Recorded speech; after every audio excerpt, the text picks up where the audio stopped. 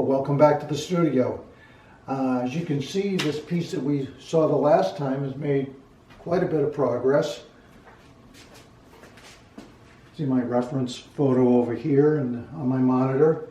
I've worked through a lot of the areas, tried to establish the values and the composition, and get the lights and the darks kind of established.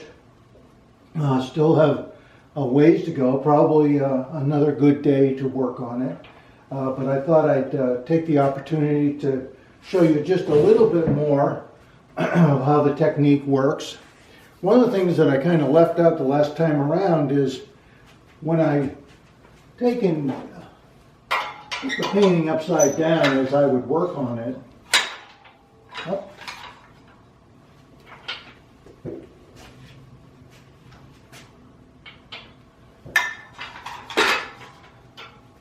And of course I will also go over onto my monitor and turn that upside down, zero in on it. There, I get a full screen version of it. For what it's worth, I'm using a program called Corel Photo Paint. I've had it for years. I've worked in Corel Photo Paint and Corel Draw for a long time. So I'm very familiar with it, but I also use some of the Adobe products as well. So anyway, now that that's, you can see the two together, you can see how much progress I've made. But I wanted to show you something, just a small little thing that you might be wondering about, and that is, what happens if I work on this and as I want to look at it and see how it's coming along and see it in the real world? How do I do that? Well, I use this guy right here, and I stand back in my studio and I look at it in the mirror, and that takes this image and flips it back correct, right side up. So by working this way, I'm able to really separate myself from painting things. Instead, I paint strokes of color that become things. So, and by being able to step back and take a look at it, I can kind of tell if I'm heading in the right direction, where adjustments need to be made, and so on. So that's a little trick with the mirror. For those of you that know it, good for you. Now, what I want to do next is kind of bring you in a little bit closer so that you can see how the paint is applied. Okay, so here I'm working in this area now, trying to make sure that these values are correct.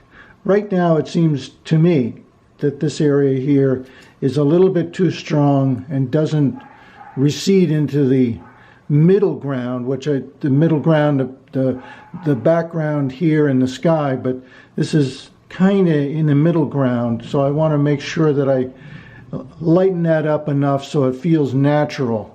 One of the things that's difficult in working with photos is that you find that even as good as your camera is, it doesn't really tell the whole story. That's why it is so good to be able to go out and paint plein air and understand the light and understand the values a lot better. One of the things that I do like about working with the computer is that I'm able to take this picture and adjust it as I'm working, and sometimes I will actually make another copy of this picture.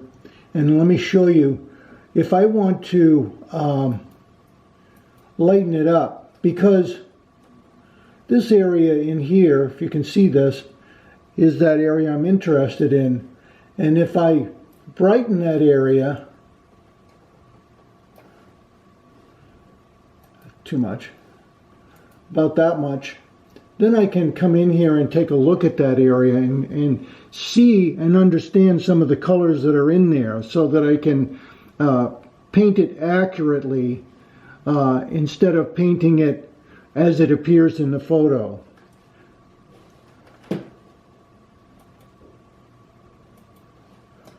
Now then we'll back out again.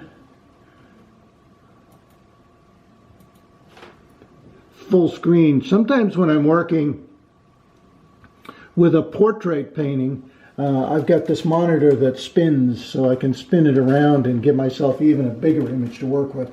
I know there are some artists out there that work with actually big screen monitors, and that's nice. I don't have all that much room, so I make the best of what I have. So again, back to this area here that I'm trying to make it work a little bit better. I wish I could show you a split screen where I'm mixing the color and then applying it, but difficult to do. Before I get started, I just thought I'd show you what my palette looks like. I work on glass, easy to scrape up. I've got this gizmo here that I've invented that cleans up pretty nicely. So I start over here with alizarin crimson.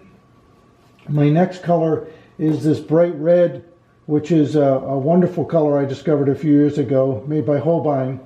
I can't get it in big tubes, so I buy small tubes. I really like that color. Nice, bright, solid red. Next color is cadmium red, a little more orange. Then the next color is cadmium orange. After that is cadmium lemon yellow. I'm using the Utrecht cadmium free. I'm trying that out, see how that goes. But I also have the regular cadmium yellow, which is, in this case here, is one of the fast matte colors. I've used fast matte for quite a few years. I like it fast drying, and I actually like the pastiness of it. But apparently they've had a lot of complaints about that, and Gamlen is kind of reformulating the fast matte to make it a little more viscous. So. But I still have that. I'm using titanium white, which is a fast matte, and I mix that with the Utrecht titanium white. So yeah, cadmium yellow, titanium white. Then I've got the Indian yellow here, which I like quite a bit. Indian yellow, for those of you who haven't used Indian yellow, it's very, very, very intense. It's a wonderful color to really incorporate in with other colors and change them very quickly. My next color is gold ochre. I don't really care for a yellow ochre. I just think it's kind of a dead color. I like the gold. It has a little more brilliance to it. Then the next color, which I've been using for a few years now, that really is kind of a showstopper, is the cadmium chartreuse. Pretty intense color. Then the next color is the cadmium green. I use a lot of that. Next color is the permanent light green. And the next color is phthalo green. Some people like to use the Viridian. I like phthalo. Then I've got my quinacridone colors here, the magenta, the red, and the violet, which I like quite a bit. Tucked up underneath here is this color that I use every now and then. It's a quinacridone opera, and it is very intense. You can see it's like an intense pink. Sometimes you can get carried away with that, and you got a big problem. Next color is the dioxazine purple. I call it purple because I don't know how to say dioxazine. The next color is brilliant blue, and I like this. This is the Utrecht brilliant blue, kind of like an ultramarine, but I think it has a little more brilliance to it. And then the next one is ultramarine blue. And then I got phthalo here, phthalo blue. I use a little bit, and then I use the cerulean blue hue, which is a nice color. And then I've started using this color here. I'm probably due to get some more of it just to make sure I have it on hand. It's a primary blue made by Blocks, and it is a really, really intense blue. It's almost like a Prussian blue in a way, but I don't use it standalone. I always like to combine it with the ultramarine to kind of the ultramarine, because it's got more of a purple color, kind of calms that blue-green down and makes it a little more viable color that I can incorporate in with the painting. So as I said before, I've got a bunch of paints over here that I'll use as needed. I do like the Gamlen Radiant colors. I started using those quite a bit, probably about a year ago. I started incorporating some of those. It's a good way to get from A to Z a little quicker. It's kind of, what they are really pre-mixed colors that establish, like this radiant turquoise. You could take a color like this, like cobalt teal, mix it in with white, and you'd probably get down to this. But the advantage with these radiant colors is that they're ready to go out of the tube, kind of get you to where you want to go a little bit quicker. So let's get back to the painting. Okay, so I've mixed this color in here. It's kind of a purple that I've mixed with the phthalo green and the quinacridone magenta, which is one of my favorite color combinations. I've just found that there's something about that color that really works.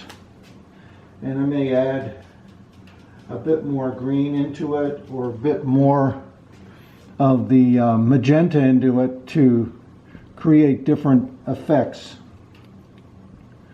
So by doing this, I'm able to make that adjustment and adjust the values in this area so that it really works a lot better.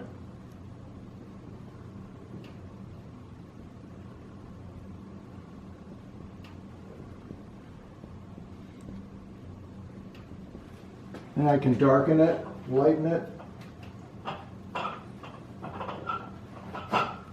Sometimes it's a matter of taking this area and making this area lighter so that this area is a little bit darker, or make this area a little bit darker if you think that the value is correct there. And I don't think I'm far off there.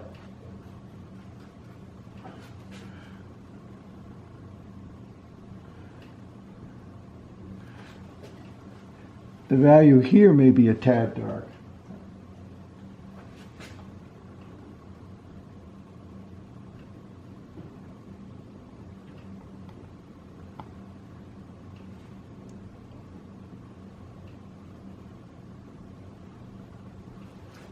And the sky back in here, a lot of times what I'll do is I will wait for the painting to set up a little bit so I can come back in with different colors. But again, using the technique with the overhead mirror, you know, I can back up after doing an area like this, back up, take a look at it, and see if it works.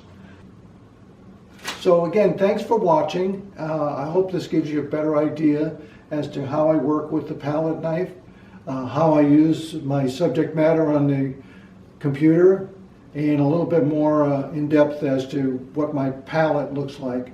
So next time, maybe we can see this painting completed. So thanks again for watching, and see you next time.